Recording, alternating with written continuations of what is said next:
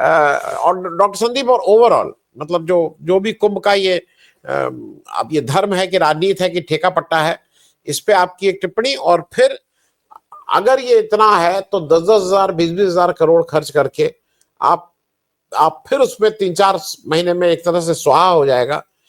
कौन सी अर्थव्यवस्था सुधरेगी? आज मेरे दफ्तर में कोई आए थे, वो मुझसे बहस कर रहे थे कि इसमें विदेशी लोग बहुत आ रहे हैं, तो वो वहां से फॉरेन एक्सचेंज ला रहे हैं, तो यहाँ की अर्थव्यवस्था अच्छी हो जाएगी। हमने कहा भाई, पैमाना तो या तो जीडीपी होगा या डॉलर का रेट होगा। वो दोनों रेट अभी भी देख लीजिएगा और कुंभ खत्म होने के बाद फिर देख लिया जाएगा। तो उस पे डॉक्टर संदीप, दोनों चीजों पे जी आपकी टिप्पणी। बहुत पहले प्रयाग से बहुत दूर नहीं, बनारस में कबीर ने कहा, मलमल धोए शरीर को, धोए न मन का मैल। और उन्होंने कहा कि नहाए गंगा घूमती रहे बैल के बैल। तो बहुत पहले 1926 में एल्डस हक्सले भारत आए थे, बहुत बड़े राइटर थे एल्डस हक्सले। उन्होंने बनारस में सूर्य ग्रहण पे जो स्नान होता है, भारत में परंपरा रही है, किसान समाज एग्रीरियन सोसाइटी रही है, लोग फसलों को बोल होने के बाद, काटने के बाद जब फ्री होते हैं तो इस तरह के नहान में वो हिस्सा लेता रहे हैं। वो नदियों को एक तरह से सेलिब्रेट करते हैं, उनको थैंक्स देते हैं, क्योंकि सारी जो सभ्यताएं दुनिया की विकसित हुई नदियों के किनारे हुई, जिसमें गंगा का एक बहुत ही ऐतिहासिक महत्व है। और उसमें वो बार बार ओब्लाइज्ड रहते हैं, क्योंकि नदियों ने उनको पाला है, उनको बचाया। तो ये सब कुछ, ये एक्चुअली यूपी के लोगों की आस्था का मजाक बना रही है सरकार, और उनकी गरीबी को रोमांटिसाइज कर रही है। स्टीव जॉब्स की पत्नी 4 दिन रह के एंजॉय कर लेगी प्रयाग में उस सीन को, लेकिन अगर उनको यही 4 महीना रहना, वो भाग जाएंगी छोड़कर इलाहाबाद को। और उनके लिए 4 दिन आना, इस गरीबी को देखना अच्छा है, लोग आते हैं, बड़े खुले दिल से मिलते हैं, ये हो जाएगा, अच्छा है, कोई दिक्कत नहीं है। लेकिन यहाँ रह के वो बिताएं कुछ दिन, फिर उनको समझ में आ जाए। और ये देखिए, धर्म बहुत ही व्यक्तिगत मामला है, और इस व्यक्तिगत मामले में जो सरकार है वो इंट्रूड कर रही है, घुसपैठ कर रही है। सरकार को ये नहीं करना चाहिए, और वो कर इसलिए रही है क्योंकि इसमें पूरा पैसे का मामला है, और वो हर तरह से, देखिए इसी उत्तर प्रदेश में तमाम तरह की चीजें, एक्चुअली ये जो महाकुंभ है, हकीकत में ये रोजगार का महाकुंभ होना चाहिए, बराबरी का महाकुंभ होना चाहिए, न्याय का महाकुंभ होना चाहिए। आपने कभी देखा है कि आरएसएस ने कभी महिला सशक्तिकरण, सामाजिक न्याय, या फिर किसी भी जाति को खत्म करने के मामले पर, या फिर जो समाज की विसंगतियां हैं उस पर कोई सेमिनार किया हो, कोई बात की हो? कभी नहीं किया। इसलिए नहीं किया है क्योंकि उनको यही प्रोपेगेंडा फैलाना है। उत्तर प्रदेश में इतनी समस्या है, उसी इलाहाबाद, इलाहाबाद का जो वो जो शहर है जहाँ कुंभ लगता है, वो दूसरे शहरों से कितना माने साफ है। यही ज्यादा दूर नहीं, भारत में जितने भी पर्यटक आते हैं, जो ये नैरेटिव खड़ा किया जा रहा है कि बहुत फॉरेन करेंसी आएगी, जो भारत में पर्यटक पहले आते थे उससे ज्यादा, बहुत ज्यादा कम हो गए। और सबसे ज्यादा पर्यटक, एक छोटा सा राज्य है भारत का, केरल जाते हैं, उसको गॉड्स ओन कंट्री कहा जाता है। वहां कोई इस तरह का कुंभ नहीं लगता है, बहुत बड़े पर्यटक स्थल नहीं है, बहुत धार्मिक स्थल नहीं, 2 मंदिर हैं, लाड़यप्पन के त्रिशूर में है, और एक सबरीमला है पतनमतिट्टा डिस्ट्रिक्ट में। तो लेकिन जो भारत में जो पर्यटक आते हैं विदेशी, सबसे ज्यादा केरल जाते हैं, जबकि बहुत दूर है। और दूसरे नंबर पे ताजमहल को देखने जाते हैं, बहुत आंकड़ा है। मेरा ये कहने का मतलब है कि ये आस्था की, जिसकी एक्चुअली जो बात की जा रही है, ये जो 90% गरीब लोग आ रहे हैं मोटरी बांध के सर पर, आसपास के जिलों से आए हुए हैं, और ये कहना कि 60 लोग आ चुके हैं, 60 लाख लोग, क्षमा करिएगा, ये पूरा का पूरा एक झूठ का नैरेटिव। और जो भारत में चल रहा है, जैसे आज डॉलर जो है 86 रुपए 67 पैसे पार कर गए, ये जो हकीकत है, जो टूट चुकी है इकोनॉमी, चाहे वो किसी भी क्षेत्र में, मतलब आप देख लीजिए जो दुर्दशा है इकोनॉमी की, इन सब चीजों पर कंस्ट्रक्टिव डिबेट को रोकने के लिए ये सब मीडिया चीजों को चला रही है, ताकि वो सरकार को सपोर्ट करती रहे और उसका काम चलता रहे। लेकिन दिक्कत यह है कि इसी मीडिया को सवाल करना चाहिए कि इस महाकुंभ से ज्यादा जरूरी उत्तर प्रदेश में, जहाँ की एक बड़ी आबादी युवाओं की है, 25 साल से कम के युवा सबसे ज्यादा है भारत में, और वैसे भी भारत में पूरी दुनिया के सबसे ज्यादा युवा हैं, सबसे बड़ी युवा आबादी अभी भारत की है। अगर वो स्किल नहीं हुए तो भारत बहुत पीछे छूट जाएगा। तो उस पर चर्चा ना करके वो उनको उल्टी दिशा में उन पर चर्चा कर रहा है, उसको इस करप्शन पे बात करनी चाहिए, उस दुर्व्यवस्था पे बात करनी चाहिए। और वो झूठ फैला रहा है कि 60 लाख लोग आ चुके हैं। क्या उसने मीटर लगा रखा है कि उसको पता चल गया कि 60 लाख लोग आ चुके हैं? 60 लाख लोग बहुत बड़ी संख्या होती है। 15 लाख लोग रहते हैं इलाहाबाद में। 4 गुना उससे ज़्यादा आ जाए, पूरी सिस्टम जो है चरमरा जाएगा। पूरे इलाहाबाद के लोग इस सड़क पे आ जाएँ, तो वो सिस्टम चरमरा जाएगा। 60 लाख एक संख्या होती है। तो ये सब जो चीज़ें हैं, वो केवल एक प्रोपेगेंडा के तहत फैलाई जा रही हैं। एल्डस हक्सले अपने उस निबंध में कहता है, एस्से में, बनारस, वो पढ़ने लायक एक एस्से है। वो कहता है कि इन लोगों को, जो एक रात पहले आ गए हैं, दूर-दूर से पैदल चल के 30-40 किलोमीटर से, वो बनारस की सड़कों पे, घाटों के किनारे रुके हुए हैं, चबूतरों पे सोए हुए हैं। अगले दिन वो स्नान करेंगे, लेकिन स्नान करने से उनके जीवन में कितना परिवर्तन आएगा? उनके जीवन में तो परिवर्तन तब आएगा, जब वो अपने अधिकारों के लिए बात करेंगे, उस पर काम करेंगे, उस पर सोचेंगे, उस पर सवाल करेंगे, सरकार से अपनी हिस्सेदारी की मांग करेंगे और सिस्टम को बेहतर करेंगे। आस्था है, ये अच्छी बात है, लेकिन उसके साथ-साथ क्या ये कुछ परिवर्तित कर पाएगा इनके मटेरियल लाइफ में, इनकी स्पिरिचुअल लाइफ में?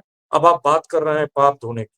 कहते हैं कि इससे पाप धुल जाएँगे और मोक्ष प्राप्त हो जाएगा। पुण्य और पाप का जो कांसेप्ट है, वो अपने आप में एक प्रॉब्लमेटिक कांसेप्ट है। जो शंकराचार्य, ये आज उनका सोशल मीडिया पे मैंने भी बयान देखा, जिस तरह की वो खराब भाषा प्रयोग कर रहे हैं, एक आध्यात्मिक आदमी कभी नहीं कर सकता है। ये लोग शंकराचार्य का, ये कहीं से भी आध्यात्मिक नहीं है। एक आध्यात्मिक व्यक्ति सबसे पहले प्रेम की बात करता है, प्रेम की भाषा बोलता है और सबके लिए न्याय की बात करता है। ये फर्जी लोग हैं। ये ये ड्रेस, माने कपड़ा पहन लेते हैं, गेरुआ पहन लेते हैं और भीतर से ये लोग पाखंडी हैं, अन्यायी हैं और उतने ही अपने व्यक्तिगत जीवन में न्याय के खिलाफ। तो वही अद्वैत वेदांत का सिद्धांत साफ-साफ कहता है कि नॉट टू बट वन। हम लोग जो है ना, ईश्वर की ही प्रतिकृति हैं, उसके ही पार्ट हैं। तो फिर वो शंकराचार्य बन के दूसरों को ज्ञान बाँट रहे हैं, बेकार की बातें कर रहे हैं। जिस जिस इस्लाम की बात वो कर रहे हैं, गुरु नानक देव उसी से टूट के अलग हुए थे, इसी हिंदू धर्म से टूट के अलग हुए और उन्होंने सूफियों से सीखा था। उन्होंने अधिकतर चीज़ें अपने जीवन में सूफियों से ली थी।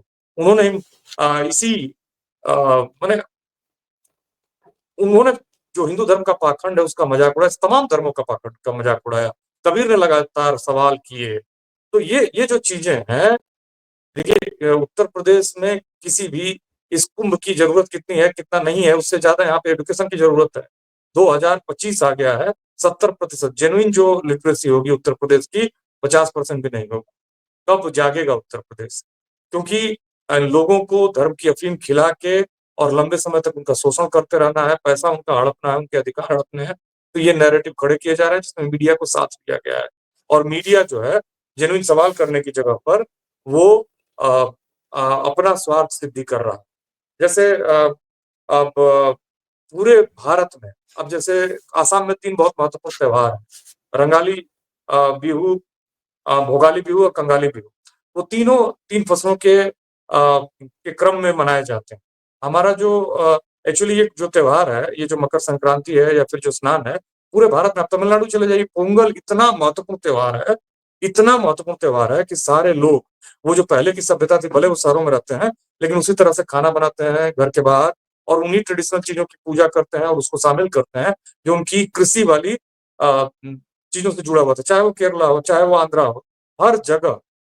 तो बिहू हो, पोंगल हो, लोहड़ी हो या फिर मकर संक्रांति हो, पूरे भारत में मनाई जा रही है और ये व्यक्तिगत धर्म, व्यक्तिगत मामला, व्यक्तिगत आस्था का मामला है। सरकार उसमें घुसपैठ करके इसको अपने फ़ायदे के लिए प्रोपेगेट कर रही है, प्रोपेगेंडाइज़ कर रही है ताकि वो मैक्सिमम लोगों को, पहले तो जो जेन्युइन मुद्दे हैं उससे डाइवर्ट कर सके, दूसरा इसका कॉर्पोरेटाइज़ेशन करके उसका मैक्सिमम पॉलिटिकल गेन और इकोनॉमिक गेन ले पाए।